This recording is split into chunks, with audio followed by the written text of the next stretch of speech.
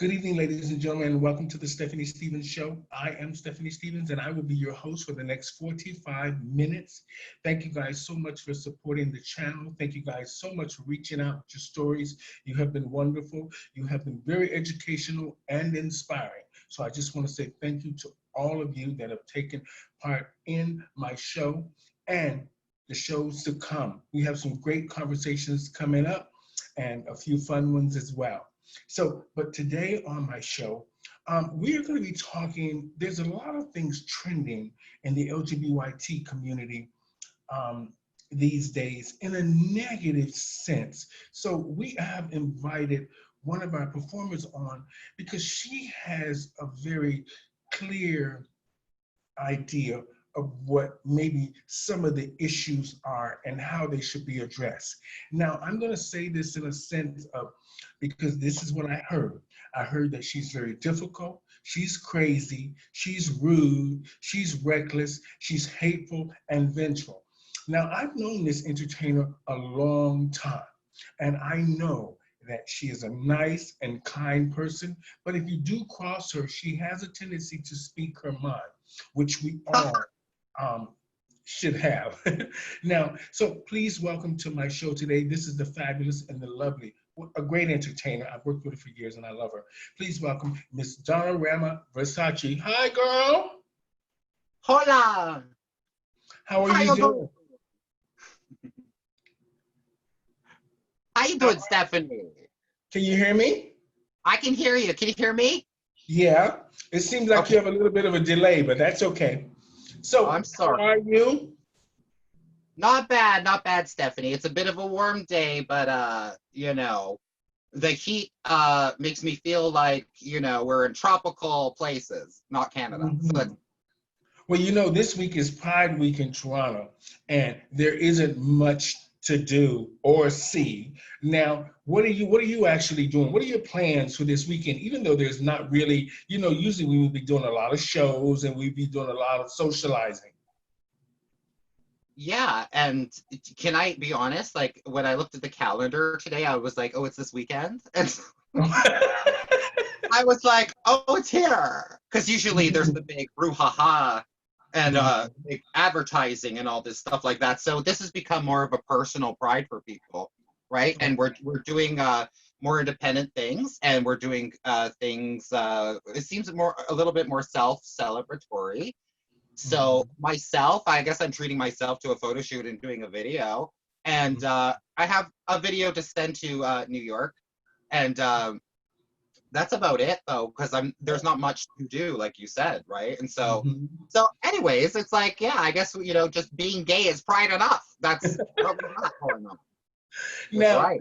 now, you know, I've known you for years. Now, when I first asked you to do the show, you were hesitant, and then you were like, okay, no, and then maybe, and then yes, and now finally we've come to some sort of an agreement, and you said, sure, I'll do your show, Stephanie. So I'm very happy that you accepted to do this for me. Now, when I first thought about the show, I had a couple of ideas of what I wanted the show to be about. But then when you said that you wanted the show to be about risque art, now can you explain to us what that means? It just came from the kind of thing I've been seeing lately, or not even lately.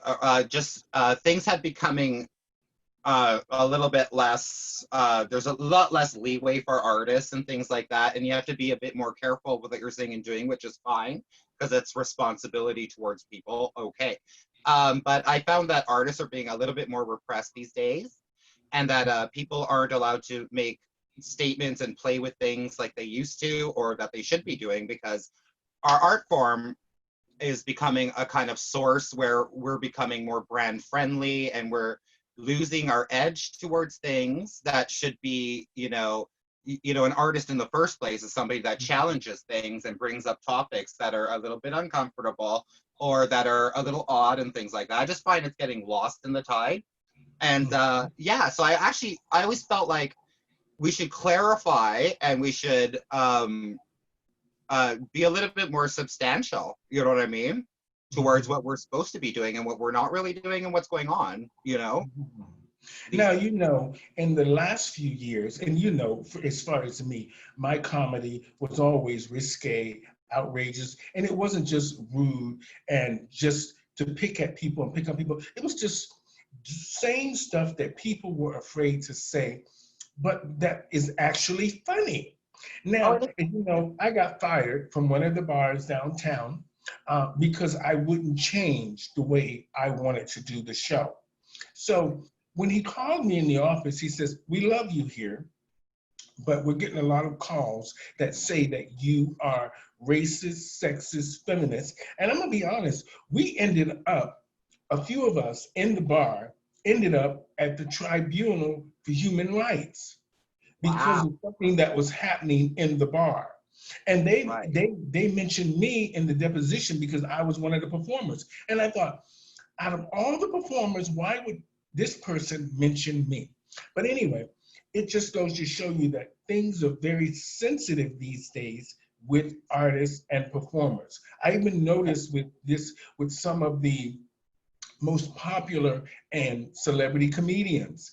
They're now saying that they're being censored from saying certain things, and people are, these, we have to be very sensitive. So people are a lot more sensitive than what we really think, I guess. But Okay. I think that in all fairness, an artist should, if there's a platform for them to portray their art, there should be something on the billboard or something in the marketing so people can make the decisions for themselves whether or not they want to come and visit this show. This Right. person should not lose their job or lose their livelihood or their profession or career because of jokes. Oh, I know. I Now, completely. Yeah. in the last few years, like I said before, I watched you do a lot of things that were just amazing. A lot of people thought a lot of it was risque, but coming from a comedian's point of view and a real artist, people that like to see people push boundaries and push buttons, I saw you do some of the most amazing stuff, but got the most flack from. How did you Yeah. deal with that?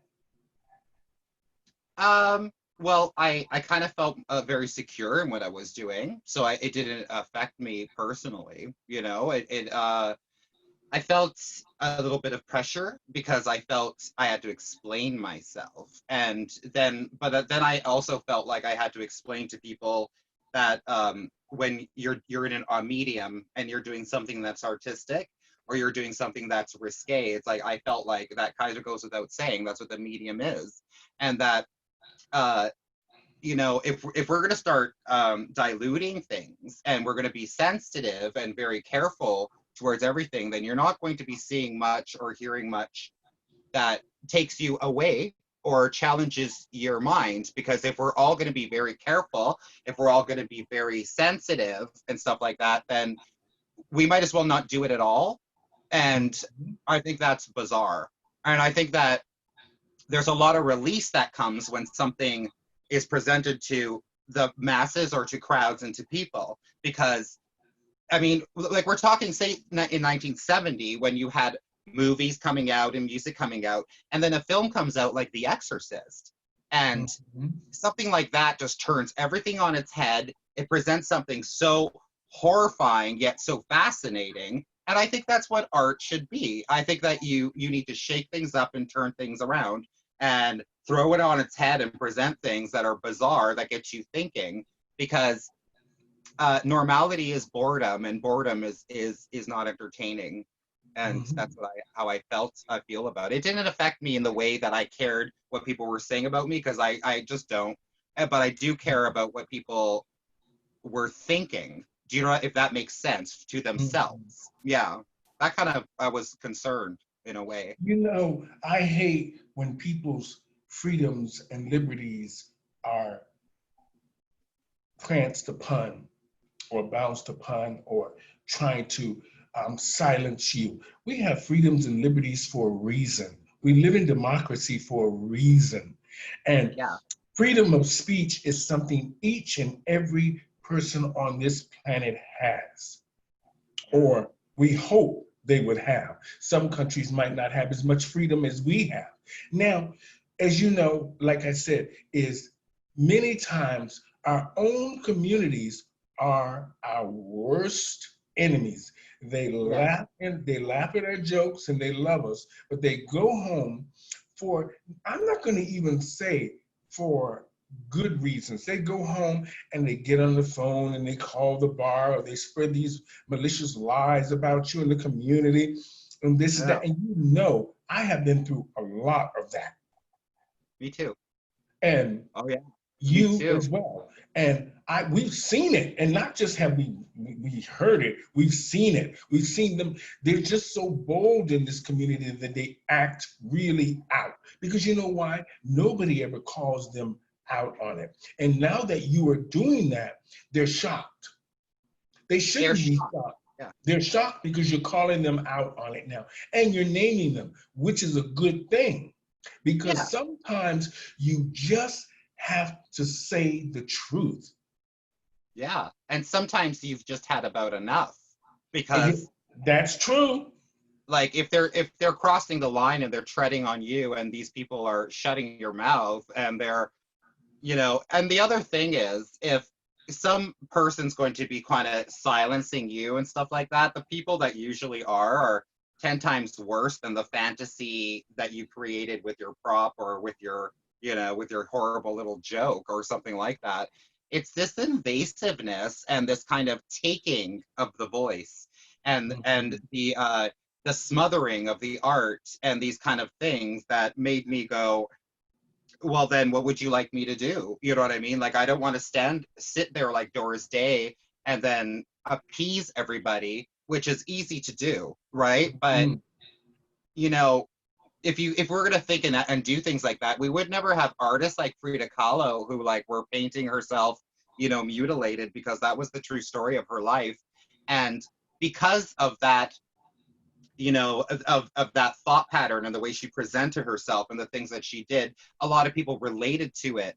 And so the idea is that we're trying to humanize things that and cast light on things that people don't want to, are uncomfortable doing yet and stuff like that, or they think are personal, but they shouldn't be because we need to break free and we need to talk about things and we need to also express things that aren't always pleasant and aren't always things that you should be saying and doing, but they're real. You know what I mean? It's Mhm. real. And what's missing is reality sometimes, you Mhm. know? And it's bizarre. There's just so many ways to look at it, Stephanie. You know what I mean? But if Mhm. SNL and Mad TV can do their parodies and their pun, then you should get off the back of your own community and stuff like that because I don't see how I'm any different than that. You know what I'm saying? Yeah. Well, you know what Yeah. I'm gonna be honest. You know what I like now, and I hope that it happens is that our community is in such a bad state. In way. It was in a really bad state before all of this, with Yeah. the gossip, the innuendos, the revenge, the foolishness, the nastiness to extreme. Yeah. Maybe, maybe this pandemic and these protests will have some small changing of the guard, if you know what I mean, which Maybe. we need very badly. Yeah. I don't think we should be shadowed and ghosted by authority figures because uh, when we are doing our jobs and we're artists and things like that, that we are here not to exactly, adhere to a message or a way of thinking and doing things. Like you're a very individual person, I'm a very individual person. But people seem to think that even like just like being part of a community, people think they have ownership of you just because you're part of a community. I've been approached many times with as a member of the community. And I'm like, no, you can stop right there because that's already invasive and a Mhm. bizarre way to approach someone. Like you have the right, you know what I mean? To Mhm. step into my life or to challenge or question me just because, you know what I mean? We're part Mhm. of a community. If we're going to use the word community also, then we have to start acting like one. Okay? Mhm. Because there's more negativity going around and a lot of like objectifying and analyzing of things that shouldn't be. You know what I mean? Like a community is something that we all build each other up. We're happy to know each other. We look for solutions. We don't focus on problems and things like that. And I got sick and tired of being attacked by people and going online when, you know, I'm out getting Baskin Robbins ice cream and I come home and apparently I did this and I did this and I did this and I didn't. You know what I mean? And so I don't know what this attitude is going around, but there's some sort of like cult mentality, and it's not a community if we're not being respectable and responsible for each other. Also, if people want respect, and you have to show that you are respectful, because I usually treat people the way they treat me, usually. You know what Now, I mean? as you know, the drag community for a long time was stagnant. It was very stagnant. And then we started infusing different things, different cultures. We started introducing different events, which lots of events, you know, I put on, and things that I generally cared about. And it wasn't really just about making money. It was really more about making a voice, because if you made the voice heard loud enough, you would make the money easily. Yeah. Now, as you know, that the bar, I'm going to just say it the way it is, the bar owners did a lot of harm to our community. The bar managers, not the bar owners, because the owners are somebody else that just collects the money in the straight areas. But Right. the bar managers did a lot of harm in this community with the false umbrella of acting like they were doing really good things. Right. Like treating people like shit and then putting out a box that you throw toys in and they think that they're charitable people. Mm-hmm. Now, That's no. yeah. Yeah. Now, we don't want to just say it, right out who the people are. We know who they are. Yeah. And I never said anything for a long time, because, I got beat up in the community a long time, and you got beat up in the community. And one thing I just never did, I never stood up to a lot of them when I should have, Right. because I was just trying to do the right thing. And they saw this person thinks they're this and this and this. And they didn't realize it. I was just a person in the community, just doing what I do, trying to make a living and trying to make a difference. And they did everything possible to stop artists like you, me, and a lot of the other minorities in our community. Right. Now, because I was in it, I could see it. Yeah. This is Right. why I didn't work as much as I probably should have been working. Oh, yeah. I wasn't the yes man or the yes woman. I wasn't Right. that kind of person. Now, I remember you telling me about an incident when I did a show with you one time with this certain performer that actually I couldn't believe it. I was so hurt when this person said that I stole their drink tickets. Oh, I That know. was one of the most hurtful things, because I couldn't believe it. I thought, I've never worked with this person, and she's now gone and complained to the managers and said, and named me right out. Oh, And it's like, well, that's what happens when you bring in the wrong person and then you're all of a sudden you're in a trap because this person you can't be trusted and they're out there to hurt you and they're strictly out for themselves and taking no responsibility and a very thankless person too after all the things you do for someone. How these people treat people like that after you give them opportunities, it's almost like you let them into your house and then they just trample in with their shoes and kick your dog. But I do remember that incident and the person, and the ironic thing is she found her drink tickets later on in her bag, right? And I'm sure you didn't get an apology for it, did you? No, I didn't get no apology, nothing. I was still, to this day, I was thinking, I can't, if I ever see her, I'm going to curse her a stank. But I figured, no, I won't have to do that. No, Karma, karma karma knocked her lights out. You know what I mean? knocked them right out. So I didn't have to Right do the fuck nothing. out. Like a lot of you know what another good thing is karma now is getting a lot of them ones who thought they were divas now. I see Right. them hustling on the grass, hustling on the corner because there's no money. It's like, you know what? If you would have just been doing the right thing back in the day, Mm. protecting each other, not Protect. working for free, a lot of these queens were working for free Oh or for yeah. just drink tickets. Can you believe that? I believe it because they're told that they have to earn their stripes, quote unquote, first, Mm-hmm. which is hilarious because I think when you first start out in drag, that's when it's most expensive, to be honest with you. Mm-hmm. And a lot of bars do these contests that I find um, uh, exploitive because they're so eager to be in drag and to do drag that they're like, we're doing a contest, and you have to show up 5 times and then you meet the finals and then you get a ticket for a boat cruise or something. Mm-hmm. That's not taking care and being responsible to people. It's exploitive. And Mm-hmm. because drag costs money, uh, your living expenses, things like that. And so, I think people are just, because there's such a plethora of people that want to do it for free, that the people that should be getting paid and stuff, they get downsized, and it just adds a whole thing in there. A very greedy thing to do, though. Mm-hmm. Yeah, Now, very greedy. now Yeah. the reason I mention that is because now a lot of the girls in the U.S. are chastising. I've been seeing this trending a lot lately in the last few days, really a lot more. A lot of the girls were doing free shows, meaning that they were just working for tips and drink tickets. And you Oh, would think even some of the main top headliners in the States were saying that some of the main queens were doing shows for tips and drinks, and they were trying to put a stop to that. You yes. do not be working for free. Understand what you're worth. Now, Right. Yeah.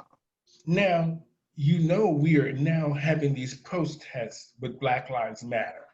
Yeah. Now, in a few years ago, we had this issue in the community that you brought a lot of attention to, with one of the performers in blackface. Now, that seemed to affect you a lot. So, can you just tell us a little bit about this? yeah. Well, what that means to me is when someone's trying to eradicate you and when someone's trying to come at you and do things to you, and I think it's your responsibility, and not in a vengeful way, but you have to show that that person has no right to open their mouth because they're absolutely out of line with how they treat themselves and everyone around them. And so, well, we have to talk about back in the day when we used to do queens on queens and stuff like that. And we used to have, like, Chris Edwards would paint herself like a white person. And then she would put on a nose and be Barbara Streisand and stuff like that. And now it really is like the attitude and the intention of somebody when they do something. You know what I mean? For me, when I'm talking about someone who's doing something like that and they're acting like that, to me, it's like saying, oh, so you don't have a problem with, you know what I mean? But you will sit there and make believe and creatively come up with some horrible plot and plan to destroy someone's life, but you don't object to this. You know what I mean? There's a certain kind of bias that goes around like that. And I kind of like to expose that kind of thing because I think that it's almost pathetic. You know Mhm. what I mean? Like that one thing's okay for someone else, but it isn't for someone else because you're not in their friends group and stuff like that. So you have this kind of these biased cliques that do things like that. Yeah, and it's very You know, unfortunate. I found it rather strange that this person did blackface in the bar and the manager didn't take offense to it right away and Right. not allow it on their stage to have a voice, knowing that they knew that this would create controversy. Yeah, I think it yeah. This happened around the time when like I think that she was kind of following my lead because I had done a number like with explosives on me and Mhm. this kind of thing, and it was like a statement I was making about 9/11 and the way Mhm. that people were being treated because when 9/11 happened, I was working in Vancouver and my bosses were from Afghanistan, and then I had to kind of manage the store because they couldn't be in the store, and I saw the racism happening, and so I got a real good thing about it, and I think my humor helped us along, like when we were there and talking about it and stuff like that.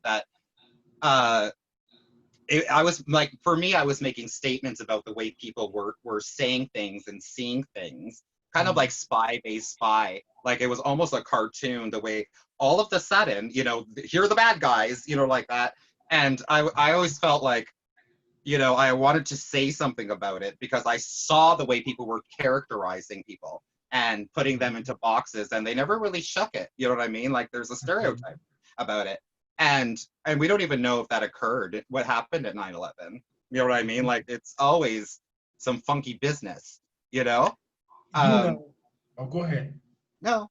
It's funny how when you think about racism and stuff, I never did the right thing, or I never blatantly used racist jokes ever. Right. Now, of course, you hint with you saying this or this, but I never blatantly went out to hurt someone. And for us in this community, our livelihood was the bars. The bars' livelihood were the queens. And then they started taking an approach of, okay, oh, I'm sorry, we're community now because they're established. They're established now. But when you weren't established, you didn't care what we said. Right. Well, yeah. So, But I mean, the job of a comedian isn't to sit there and compliment you on how nice, you ironed your shirt and how it's holding up in the bar. You know what I mean? Like you're just supposed to tear people up and have fun with it. And if they they say if you can't take a joke, then out of here. Like because we all have to laugh at each other. That's probably the only thing that makes us all tolerate each other too, is a little bit of humor sometimes, isn't it? You know? now, what do you There's think? nothing wrong with having fun with each other. There's nothing wrong with it at all. We What do shouldn't be you think like, is happening in the community in a sense? Where do you see this place in 5 years? What do you think is happening? Because a lot of bad things have happened. What do you think is going to happen in the next 5 years if there's any community left? ooh, it's funny because it's kind of unpredictable. And it's strange that, like, I don't know how and why everything just started disappearing. And I started noticing it more and more and more and more. And I think that there's, like, in my opinion, and, of course, I'm not a realtor and a bar owner, but I would definitely try to uh, propose something where this is like we're going to have to need rent control and a reason to keep our community a gay community where there's not too much uh, people coming in that are just kind of diluting it. And so, like Kensington Market, for example, they were very specific and they stopped Walmart and things like that from coming into the community because they realized that if they allowed those things to happen, that there wouldn't be a Kensington Market, and then everything would just start becoming, whatever the word is. Commercialized. Yeah, Commercialized. right. And but our community it's supposed to be a gay community, if I'm correct. And Mm-hmm. so why aren't we keeping it one? And then why aren't we making sure that, we have those bars and that we have these places to go and these stuff like that? Like, by keeping your rent up at $30,000, you're making it very difficult for a gay run business or a gay business to exist and succeed. But it doesn't hurt a Starbucks or McDonald's from taking over that building and becoming a franchise. Mm-hmm.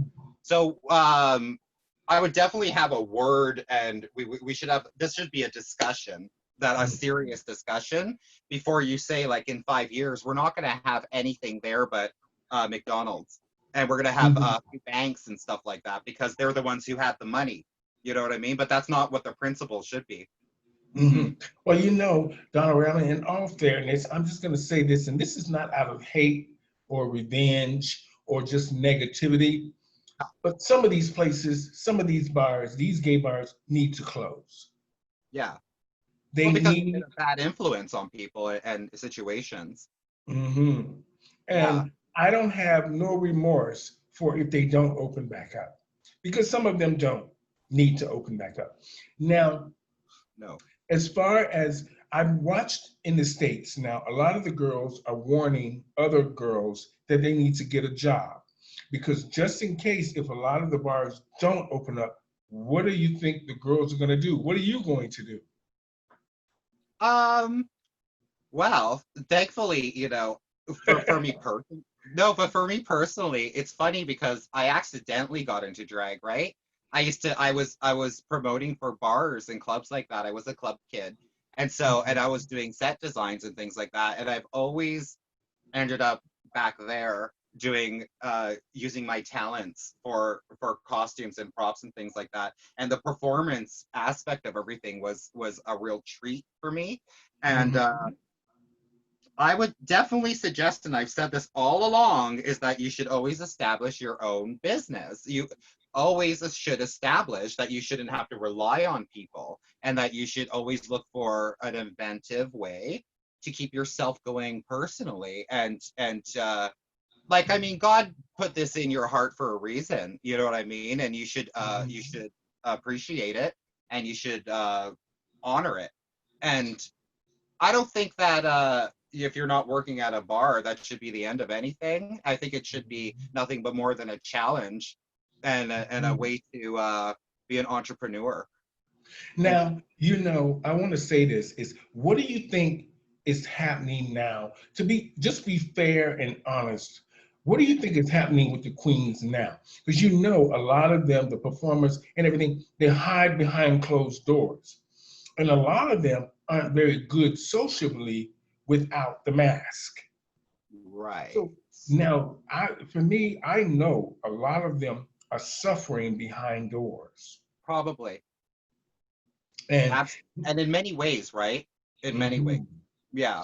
And for the even some of the people in the community that I saw that you had some words for, Haha. that a lot of them, like you said, maybe have some mental issues, or they're just not facing reality, or they just are just negative and mean just Yeah, because sure. they can, and because nobody calls them out on it. No. Now, what do you think should happen for the community now? What direction do you think we should go into? I think people don't think as heavy, far, and deep with foresight, and that I think they only hope things go back to the way they were. And so I think that's what they'll work towards. But I don't think that that's going to be a reality, because a lot of these clubs and these nightclubs and things like that are absolutely not allowed to open until a vaccine comes along, because you Mhm. can't be in a space with perspiration and breathing and all this body contact and all these things happening. So there's all these precautions and all these things now, which is throwing everyone for a loop, I'm sure. Um, do you think people are going to learn from this? I don't know. Like, I'm not sure. Like, Okay, mm, let's talk about just a couple of more things. I have some really, I'm leading up to something that, because I know if I say it, move too fast, the emotion will come out of you and the story will go this way. Now, no, a lot of the performers in the community, I think, have been on the stage too long sometimes. for the community to make change, because change brings more money and more success to every community Okay. in some sense. Now, when you look at corporations like TD, for example, I love them. I've been with them 30 years. They take care of my couple of tokens and everything. But they have started to dominate the entire community Yeah. in so much of a sense, is that they make the rules now for Pride. Pride can make no rules or say nothing without TD. Yeah, I heard Now, something. Yeah. Yeah. that is an issue in itself. No kidding. Now, another thing I noticed, an issue, is I saw it happen one night I came into one of these popular bars that I worked in for a long time, and I saw one of the performers on many occasions Oh, stealing other entertainers' ideas and trying to call it their own. right. And yet getting top dollar for Ah, stolen ideas, giving yeah. these entertainers no credit for their work or where they got it from, and yet the community thinks they're top dog when you see 90% of the stuff they've ever done is stolen. Yeah, exactly. And 60% of it, it's mine. I've I've walked into bars where I don't care, heroin marks, like for example, and I'm like, sending me an email saying, "Oh, I'm doing this in my mix," and I read this paper and it's my mix, and it's like to the T at 3:33 a phone call comes in. At 3:42 it's Madonna saying God, and I'm like, why are you ripping me off? And there's this disrespect that comes from especially younger artists that think that they can, because they are younger, or that they think that they're on their way up, that they have this all about Eve mentality. I'm going to tear her down, and then I'm going to come out with my big mink coat and I'm the new you. And it's like, get an identity and get your own ideas. And if you want to be a cheap imitation of someone, it's always going to be, like you won't ever have the respect. And so, I mean, when I started off, though, I was very influenced by Barbie, and I loved her fruit hat and I recreated that look. But I try to make it my own. And I always said that Jason Ride was an influence to me. I don't walk around crapping on people and then walking around dressed like them. I think that Mhm. is just like disrespectful, and it's just, a dirty way to be. And people should always like treat that as an offense, that it's offensive. Now, another thing that I found rather quite me, I did a little bit of my homework, but I'm one, I like walking around and observing so I can see for myself. Now, here we were today, I saw this performer being interviewed by this television station, and I'm sitting here thinking to myself, why are they interviewing this person? If the young, up and coming performers and queens have this great platform called RuPaul's Drag Race, which they all worship, Right. where are their voices? Number one.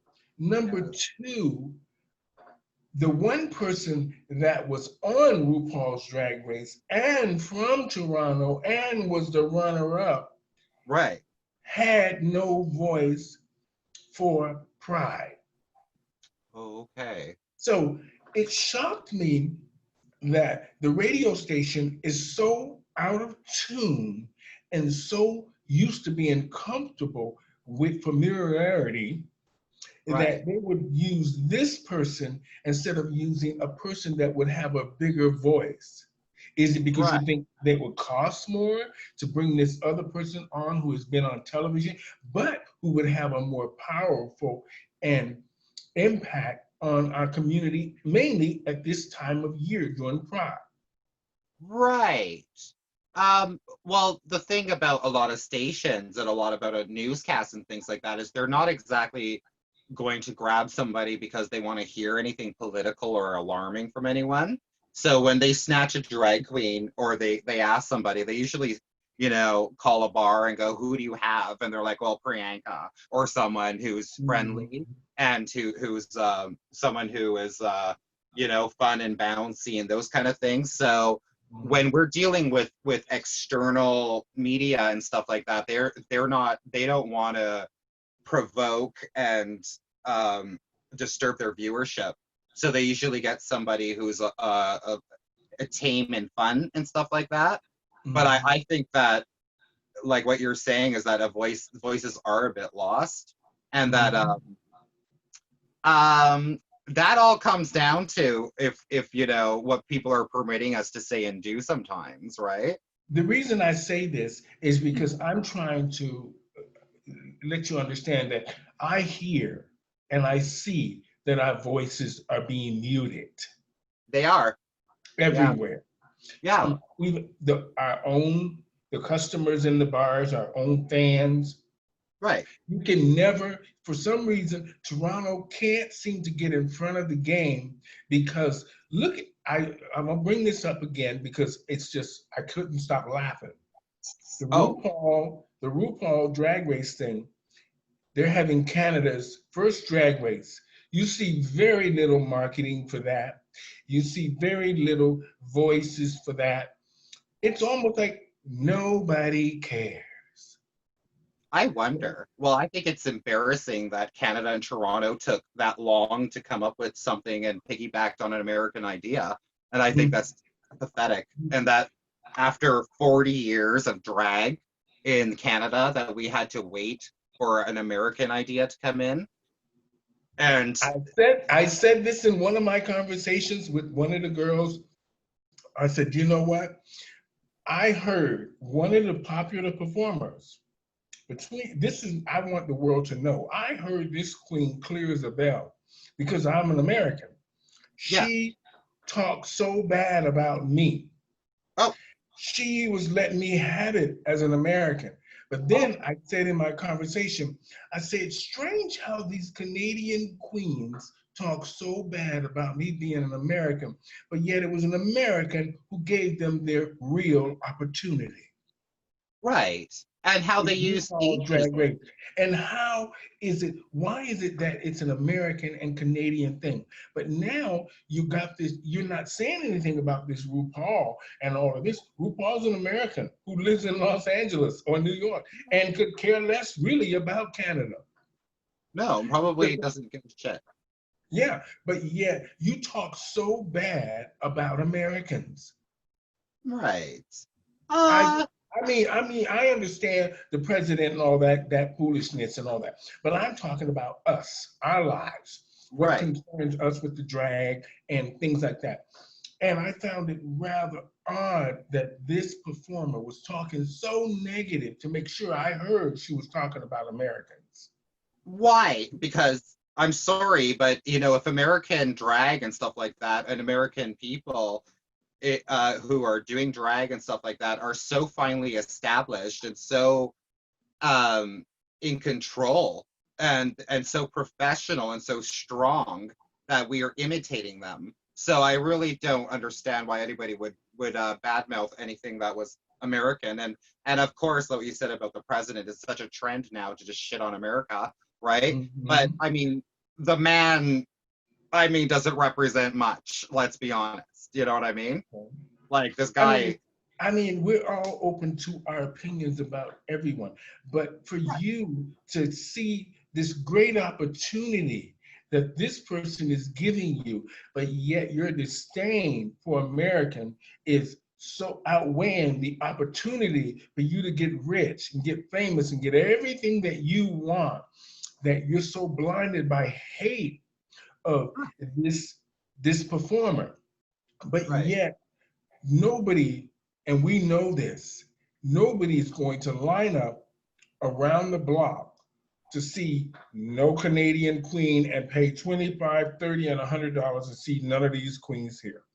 And Well, you not know that. unless they're allowed to do what they have to do, and Mhm. they stop oppressing everybody. Because people, Canadian or not, you know what I mean, if that artist does something that's spectacular and does something so groundbreaking and stuff like that, they should be first of all allowed to do it. Like, people aren't letting artists breathe anymore, and everyone has an opinion when there should be silence and they should be listening, you know what I mean?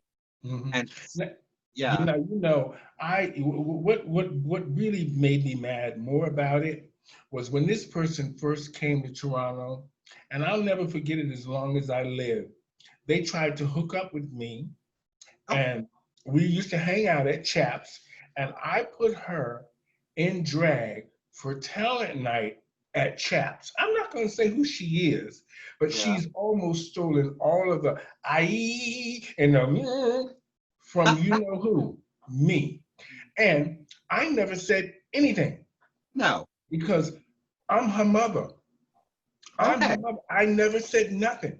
I never degraded her. I never said you stole this from me or this and this and this. I never, because to me, I love her. She was funny.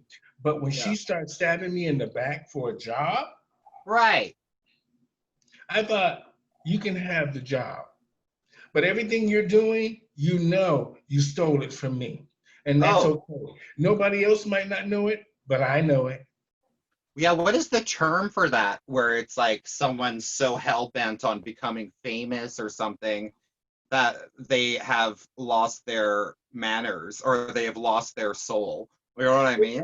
They've lost their own identity.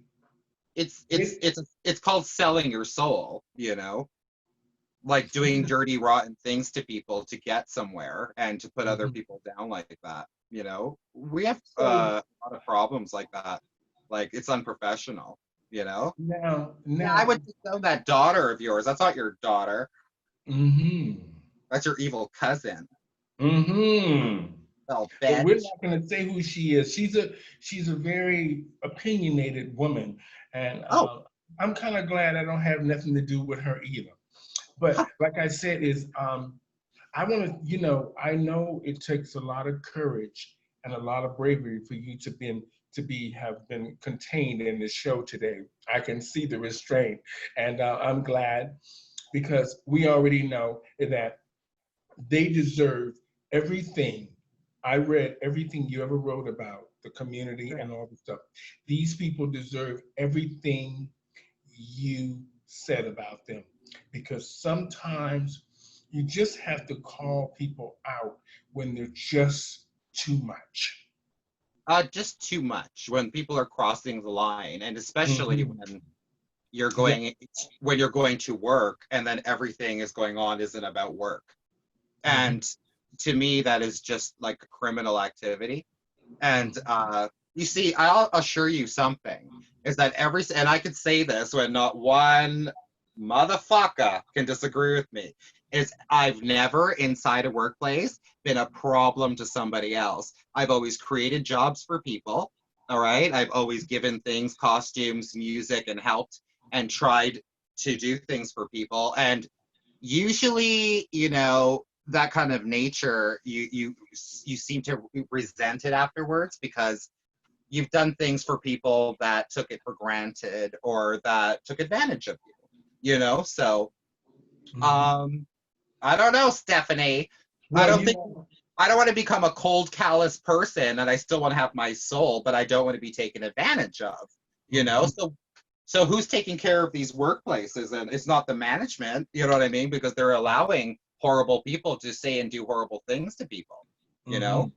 Well, I'm kind of glad that a lot of this pandemic thing happened for a lot of reasons. The protests are happening because it's bringing a lot of attention to maybe a lot of things that we have been missing for a long time. And the pandemic thing is probably something that we had been missing as well. Yeah. It was probably already here from when they first started with SARS and the bird Yeah. flu, mad cow disease. These things have been slowly creeping up on us. And so now with the pandemic and now the protests, maybe this is a time to sort of not just clear the air, but just sort of get people's attention that Yeah. sometimes people are too comfortable with treating people and getting nasty and getting away with it for far too long. And they're just thinking that it's just a part of the way it is. It, And it's another good thing about this is that I'm glad you had the courage and you stood up to a lot of them. And I love it that you're shaking them up. And you keep doing that because they need this. Because it's oh, it will hopefully clear the way for people that have good intentions for our community, good intentions for artists who deserve to have a voice and be heard. When people are not going to like everything that we do, no. but we have liberties Yeah. And and we integrity. Yeah. I'm glad that you're standing up for the way you feel.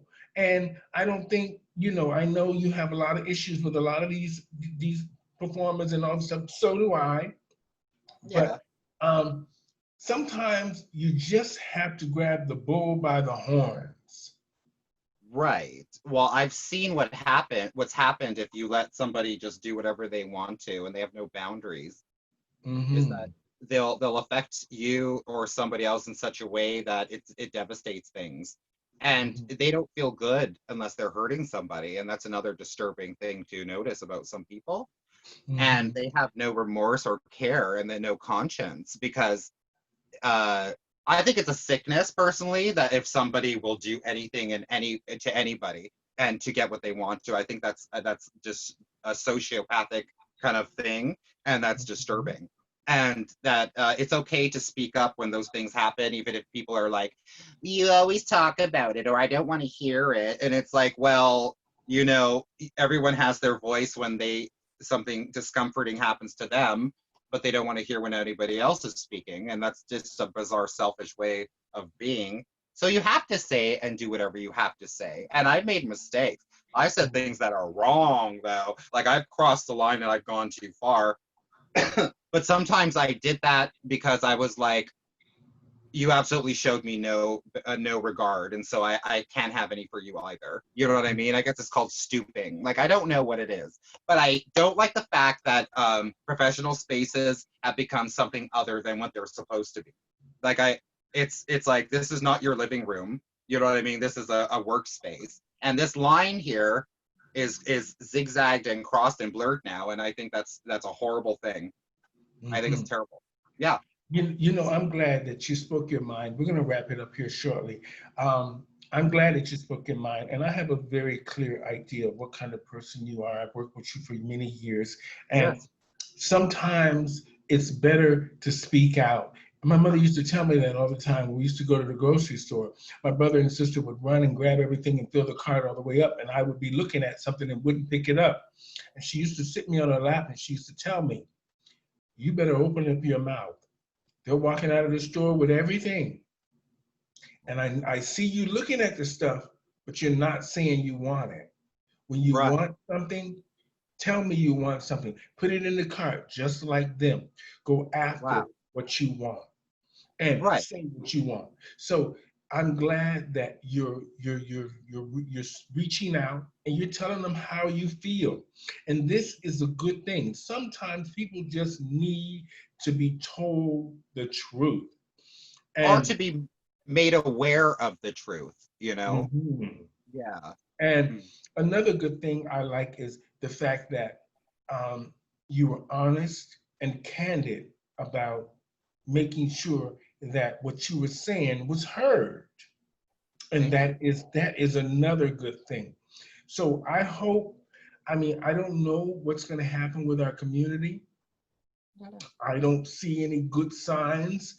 Um, I'm thinking now you're going to see a lot of very angry people that are not going to be able to afford the lifestyle that some of these queens thought they were living. And Right. now the reality of no jobs, no money, no community, and they're really having to now rely on the government or programs or different charities and stuff to take care of themselves and live when they should have been living in these realities in the first place. Oh, And a maybe. lot of Yeah. them were, but they were trying to act like they were this or that, and now the reality is hitting them. You know, it's going to be very sad to see what happens to a lot of the performers, even the up and coming ones and the new ones who look forward to maybe trying to be a RuPaul drag race star or trying to be a performer in our community or just trying to be an entertainer in general. I'm sure the artist business, not with just the drag, but the entertainment field in Toronto with all the theaters, the dancers, these people are out of work and will be out of Yeah. work for a long time. So Maybe. I don't know. So, what's your advice to our community from what you're seeing? Just give us a closing advice of what you think needs to happen. Um, hmm. Let's think about it. Okay, so what needs to happen is people need to look after each other and take care of each other. People need to open up and have more conversations. When one thing happens, I think, Steph, that I think that it sometimes can be a good thing. I never ever found that when something came along, or that was like, oh, an obstacle or like that, I always looked at those things as challenges that you turn into a benefit for yourself. I would say that this is a good opportunity for the community not to just focus on going to bars and just having a gossipy beer chugging lifestyle. I think that this is a good time for people to meet each other and be honest with each other. There's a lot of bleeding hearts in the world and in the community and stuff like that need to bond with other people. And so I hope that this turns into a more humane thing, because this is something that has brought people into a more human circumstance. So I think that we should start here, and that's where it should be. Start here. Well, like you said, be more humane with each other. This is a time for healing and trying to fix some of the problems that have been going on far too long. Yeah. And make people accountable for those things. And hopefully the changing of the guard will come. I pray and hope, because sometimes change can be good. Yeah. And our community really needs that change really bad. Yes. I completely agree with you. I don't think that there these limitations and all of these things that people have come to grasp that they consider normal attitudes, and these adapted personalities that will just go along with anything. I think that's a crime against themselves and everybody around them. Yeah, you're completely correct. Yeah. So on that note, donnarama, I'm going to say thank you so much, lady. You were amazing. You were very insightful. And I'm going to be honest, I think you're one of the best performers around. And I'm not saying that just because I know you, but I've watched you for years. Even when I wasn't performing, I would come to your shows and watch them, because you're just a talent. And you're hilarious. Oh, thank you. So on that note, I'm going to say thank you. Try to go out and walk around or something this weekend just to see see what's going on, girl. So, I know. Ladies and gentlemen, on the show today, I had the incredible donnarama.